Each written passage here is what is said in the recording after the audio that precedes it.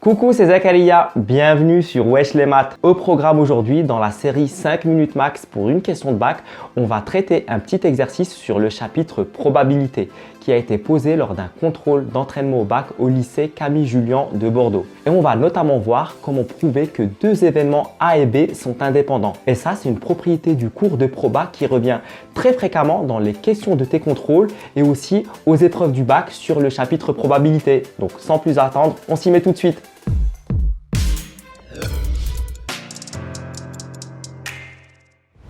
Dans l'énoncé, on te dit que Simon lance un dé à 6 faces numéroté de 1 à 6 et un dé à 4 faces numéroté de 1 à 4. Et les deux sont non pipés. Et on te dit soit A, l'événement, le dé à 6 faces tombe sur un nombre pair. Et soit B, l'événement, le dé à 4 faces tombe sur un nombre impair. Question petit 1, on te demande quelle est la probabilité P de grand A que le dé à 6 faces tombe sur un nombre pair. Question petit 2, on te dit quelle est la probabilité P de grand B que le dé à 4 faces tombe sur un nombre impair. Question petit 3, on te dit quelle est la probabilité P de A inter B que le dé à 6 faces tombe sur un nombre pair et que le dé à 4 faces tombe sur un nombre impair. Et dernière question, la numéro 4, les événements A et B sont-ils indépendants?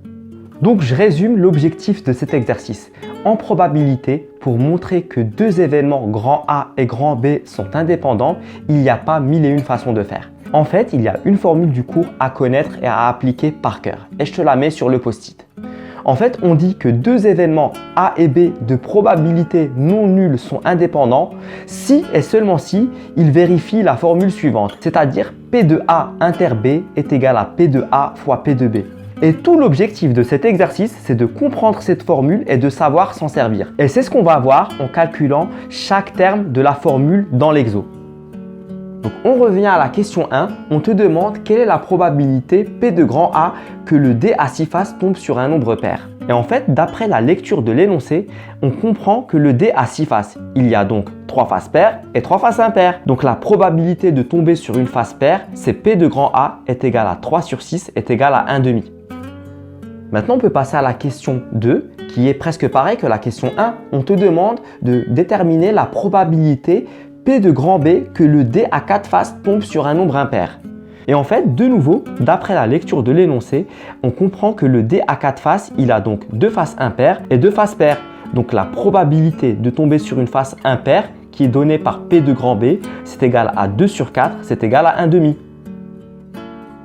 On va maintenant passer à la question petit 3. Quelle est la probabilité P de A inter B que le dé à 6 faces tombe sur un nombre pair et que le dé à 4 faces tombe sur un nombre impair? Pour calculer P de A inter B, donc je rappelle, la probabilité que le dé à 6 faces tombe sur une face paire et la probabilité que le dé à 4 faces tombe sur une face impaire. En fait, ça va être ton nombre de cas favorables divisé par ton nombre de cas possibles. Et je m'explique. En fait, ça va être le ratio du nombre de couples possibles pour faire cette combinaison pair-impair, c'est-à-dire pair avec le dé à 6 faces et impair avec le dé à 4 faces. Et tout ça divisé par le nombre de couples total, que ce soit pair-impair, pair-pair, impair-pair ou impair-impair. Et donc pour résumer tout ça, P de A inter B, c'est égal au nombre de couples possibles divisé par le nombre de couples total. Et donc pour déterminer le nombre de couples possibles, c'est-à-dire pair-impair, c'est-à-dire pair avec le dé à 6 faces et impair avec le dé à 4 faces, on va utiliser un petit schéma. En fait, sur ce schéma-là, on voit qu'il y a 6 combinaisons de couples possibles où le dé à 6 faces avec les faces paires peut être appareillé avec les faces impaires du dé à 4 faces. Pour le dé à 6 faces, lorsqu'il indique la valeur 2, on peut l'appareiller avec les deux autres possibilités du dé à 4 faces indiquant une valeur impaire, c'est-à-dire soit 1 ou 3. De nouveau, lorsque le dé à 6 faces indique la valeur 4, on peut l'appareiller aussi avec les deux autres possibilités du dé à 4 faces indiquant une valeur impaire, toujours 1 ou 3. Et on fait le même raisonnement avec le dé à 6 faces lorsqu'il indique la valeur 6. Et tout ça, comme je le disais, ça nous donne 6 combinaisons possibles où les faces paires du dé à 6 faces peuvent être appareillées avec les faces impaires du dé à 4 faces. Maintenant, pour déterminer le nombre de couples total, c'est-à-dire pair-pair, pair pour le dé à 6 faces et pair pour le dé à 4 faces, pair-impair, pair pour le dé à 6 faces et impair pour le dé à 4 faces, impair-pair, impair pour le dé à 6 faces et pair pour le dé à 4 faces, et impair-impair, impair pour le dé à 6 faces et impair pour le dé à 4 faces. Il n'y a pas besoin de dénombrer toutes les combinaisons. C'est beaucoup plus direct. En fait, on sait que le dé à 6 faces, il a 6 possibilités de l'appareiller avec les 4 possibilités du dé à 4 faces. Et tout ça, on peut former 6 x 4 couples différents, c'est-à-dire 24 couples. Donc au final, P de A inter B, on a dit c'est égal au nombre de couples possibles divisé par le nombre de couples total. Et ça nous donne 6 divisé par 24 qui est égal à 1 quart.